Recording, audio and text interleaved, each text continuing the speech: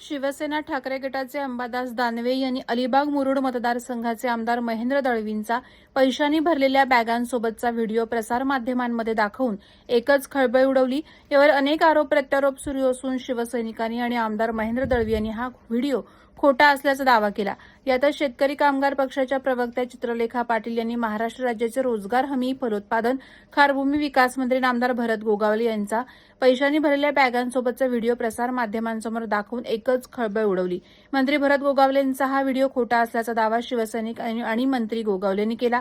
हा व्हिडिओ दाखवून मंत्री गोगावले यांची बदनामी केल्याने पोलादपूर येथील छत्रपती शिवाजी महाराजांच्या पुतळ्यासमोर शिवसैनिकांनी चित्रलेखा पाटील यांच्या फोटोला जोडे निषेध नोंदविला।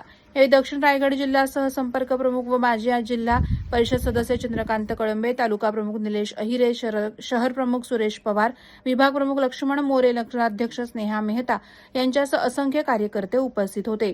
मुख्य संपादक संदीप जाबडेसह bureau report Konkan news Marathi, Poladpur, Raigad.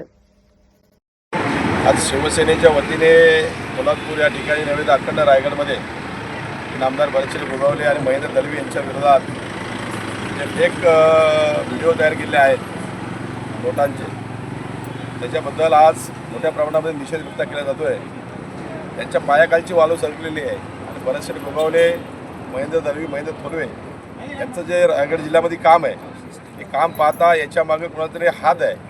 ही खोट्या बातम्या तयार करून अधिवेशन पिरियडमध्ये या नेते मंडळीला भरत गोगावले किंवा महेंद्र दळवी यांना बदनाम करण्याचं कटकारस्थान आहे आणि कटकारस्थान हाणून पाडण्यासाठी शिवसेना अख्खा रायगड जिल्ह्यामध्ये तयार आहे।